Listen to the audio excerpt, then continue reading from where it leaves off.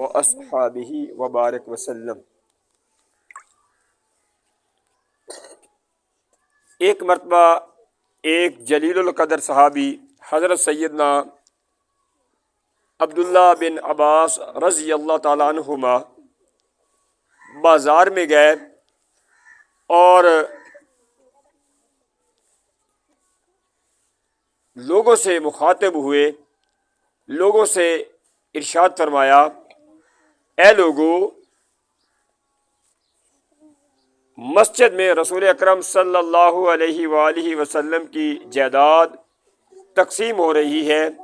نبی پاک صلی اللہ علیہ وآلہ وسلم کی میراث تقسیم ہو رہی ہے، نبی پاک صلی اللہ علیہ وآلہ وسلم کی وراثت تقسیم ہو رہی ہے، اور تم یہاں پہ فضول باتوں میں، فضول کاموں میں مشغول ہو۔ کون فرما رہے ہیں؟ نبی پاک صلی اللہ علیہ وآلہ وسلم کے جلیل القدر صحابی فرما رہے ہیں کہ مسجد میں آپ صلی اللہ علیہ وآلہ وسلم کی میراث،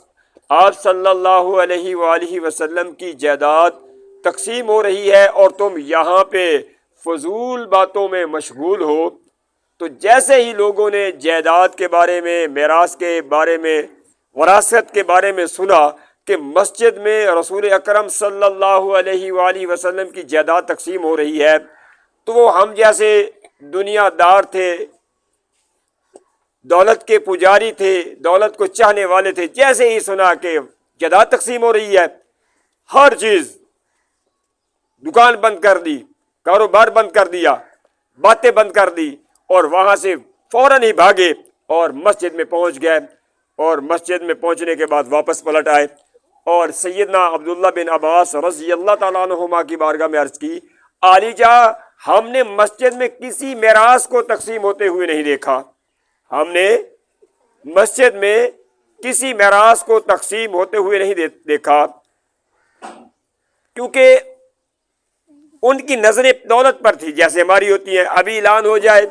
کہ گاؤں میں ٹرک آ چکا ہے جو 2 کلو آٹا، 2 کلو چاول، 2 کلو چینی دے گا، تو میرے خیال کے مطابق آپ میری بات بھی نہیں سنیں گے۔ آپ نے کہنا ہے، انہوں نے کہنا ہے جلدی جلدی، اگر جس نے لینا تو آ کے جلدی لے لے۔ آپ نے کہنا کوئی بات نہیں، پہلے چاول تو لے لے، پہلے آٹا تو لے لے، پہلے گندم تو لے لے، بعد میں دیکھا جائے گا، جو ہوگا وہ ہوگا، میں بھی بھاگ جاؤں گا، آپ بھی بھاگ جاؤں گا۔ تو وہ بھی ہم جیسے ہی کیا تھے؟ لالچی تھے، دولت کے لالچی تھے۔ انہوں نے کہا، علی جا، ہم نے مسجد میں کسی جائیداد کو، کسی میراث کو، کسی وراثت کو تقسیم ہوتے ہوئے نہیں دیکھا۔ تو آپ رضی اللہ تعالیٰ عنہ نے ارشاد فرمایا، اے لوگو، تو تم لوگوں نے مسجد میں کیا کچھ دیکھا؟ تو انہوں نے عرض کی، علی جا، ہم نے مسجد میں یہ دیکھا کہ کچھ لوگ نمازیں پڑھ رہے تھے، کچھ لوگ قرآن کریم کی تلاوت کر رہے تھے، کچھ لوگ ذکر و اذکار کر رہے تھے، کچھ لوگ دین سیکھ رہے تھے، کچھ سکھا رہے تھے، کچھ درود شریف پڑھ رہے تھے، کچھ نوافل پڑھ رہے تھے۔ تو آپ رضی اللہ تعالیٰ عنہ نے ارشاد فرمایا، اے لوگو، آپ صلی اللہ علیہ وآلہ وسلم کی میراث تو یہی ہے، ٹھیک ہے نا؟ اب اصل جو علم ہے جو ہمیں حاصل کرنا چاہیے، ہم اس سے دور ہو چکے ہیں۔ اصل جو علم ہے جو حاصل کرنا چاہیے، علم کے اندر ادب ہے، علم کے اندر تعظیم ہے، علم کے اندر ایمانداری ہے، علم کے اندر اچھا اخلاق ہے، علم کے اندر وعدے کی پابندی ہے، علم کے اندر سخاوت ہے، علم کے اندر سادگی ہے، علم کے اندر کفایت شعاری ہے۔ جو علم کے اندر چیزیں ہیں، ہم نے ان کو چھوڑ دیا ہے، ہم ان سے گونگے بہرے اندھے ہو چکے ہیں، اور جو علم سے باہر ہیں ان کو ہم حاصل کرنے میں دن رات ایک کر رہے ہیں۔ علم کے اندر، ٹھیک ہے نا، اب علم کے اندر نمبر نہیں ہے، علم کے اندر ڈگریاں نہیں ہیں، علم کے اندر یہ مال و دولت نہیں ہے، علم کے اندر یہ فیشن پرستی نہیں ہے، علم کے اندر یہ فضول رسم و رواج نہیں ہے، ٹھیک ہے نا۔ اب جو علم میں نہیں ہے وہ ہم لے رہے ہیں، جو علم میں نہیں ہے ان کو حاصل کرنے کے لیے میں بھی، آپ بھی، جتنے بھی لوگ ہیں، صبح سے لے کر رات گئے تک ان کاموں میں لگے ہوئے ہیں، اور جو نبی پاک صلی اللہ علیہ وآلہ وسلم کی میراث ہے، جو نبی پاک صلی اللہ علیہ وآلہ وسلم کی جائیداد ہے اس سے بالکل ہی ہم گونگے بہرے اور اندھے بن چکے ہیں۔ وہ قومیں، انہی قوموں کو عروج ملتا ہے، انہی قوموں کو عروج ملتا ہے جو قومیں علم حاصل کرتی ہیں، ٹھیک ہے نا۔ اگر آپ اچھے کام کر رہے ہیں، اگر آپ والدین کی تعظیم کر رہے ہیں، اگر آپ لڑائی جھگڑا نہیں کر رہے ہیں، اگر آپ میٹھے بول بول رہے ہیں، اگر آپ دوسروں کے حق ادا کر رہے ہیں، اگر آپ رزق حلال کما رہے ہیں، اگر آپ حلال روزی کما رہے ہیں، اگر آپ رشوت سے دور ہیں، اگر آپ سود سے دور ہیں، اگر آپ لوگوں کو خوش کر رہے ہیں، ٹھیک ہے نا، گالیاں نہیں نکال رہے، لڑائی جھگڑا نہیں کر رہے، تو سمجھ لو کہ آپ علم والے ہیں۔ اگرچہ آپ کے پاس نہ ڈگری ہو، نہ آپ کے پاس دولت ہو، نہ آپ کے پاس کوئی خزانہ ہو، اگرچہ نہ ہو، لیکن دوسروں کو خوش کر رہے ہیں، دوسروں کے حقوق پورے کر رہے ہیں، گلی محلوں کو صاف کر رہے ہیں، اپنے گھر کو بھی، اپنے دل کو بھی، ٹھیک ہے نا، صاف کر رہے ہیں، تو سمجھ لینا کہ آپ علم والے ہیں۔ اور اگر آپ اپنا گھر بھی آپ پاک صاف نہیں رکھتے، گلی بھی پاک صاف نہیں رکھتے، لوگوں کے حق بھی کھاتے ہیں، سود بھی لیتے ہیں، رشوت کا کاروبار بھی کرتے ہیں، اگر آپ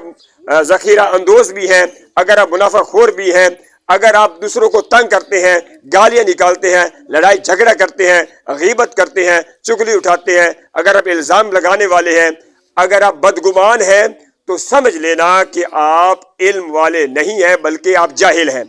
آپ علم والے نہیں ہیں، آپ جاہل ہیں۔ دیکھو اللہ تبارک و تعالیٰ کے پیارے نبی صلی اللہ علیہ وآلہ وسلم نے ارشاد فرمایا کہ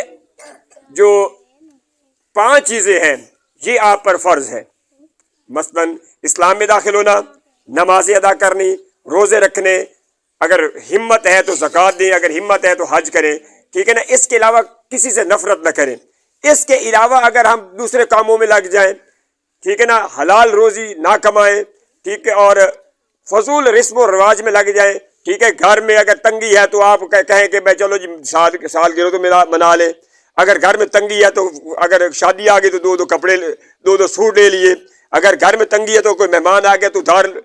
ادھار پکڑ کے 1000 روپے لگا دیے، اگر گھر میں تنگی ہے اور شادی ہے اور آپ ادھار پہ پیسے لے کر لگا دیں تو یہ گناہ ہے۔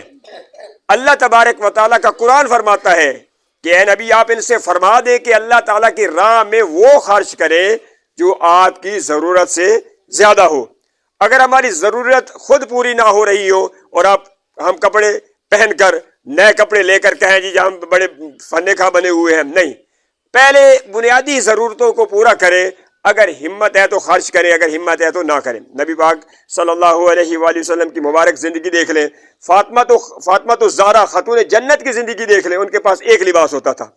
صرف ایک لباس۔ نبی پاک صلی اللہ علیہ وآلہ وسلم کے پاس ایک لباس ہوتا تھا۔ اکثر آپ کی جماعت سے لیٹ ہو جاتے تھے، نماز سے لیٹ ہو جاتے، کیوں کہ بعض اوقات ایسے ہوتا کہ آپ کپڑے خود دھوتے اور سوکھنے کا انتظار کرتے، جب سوکھ جاتے کپڑے تو پہن کر مسجد میں جاتے۔ تو اب ہمارے ہاں اگر کسی کے پاس شادی ہے نا، شادی پہ اگر فرض کیا آج عید ہے، عید پہ نیا کپڑا لیا، شادی 15 دنوں کے بعد ہے، تو شادی پہ کہتے ہیں کہ اگر کپڑا نیا نہ لیا تو میری تو توہین ہو جائے گی۔ پھر جب ہم اتنے فضول پیسے لگاتے ہیں، ہم اتنے فضول پیسے لگائیں گے، بے تکے لگائیں گے، تو گھر میں خوشحالی آئے گی یا تنگ دستی آئے گی؟ تنگ دستی آئے گی، ٹھیک ہے نا۔ تو اللہ تبارک و تعالیٰ کے پیارے رسول صلی اللہ علیہ وآلہ وسلم نے ارشاد فرمایا وہ بندہ کبھی بھی تنگ دست نہیں ہوگا جو قناعت پسند ہوگا، جو چادر دے کر پاؤں پھیلائے گا۔ جتنی چادر ہوگی، جتنی ضرورت ہوگی، اگر آپ کے پاس دال کھانے کے پیسے ہیں تو دال کھائیں، اگرچہ عید آ جائے کوئی ضروری نہیں ہے، آپ نے پیٹ ہی بھرنا ہے نا۔ اگر دال کھانے کے پیسے ہیں تو دال کھائیں، اگر 100 روپے والا لباس خریدنے کی ہمت ہے تو 100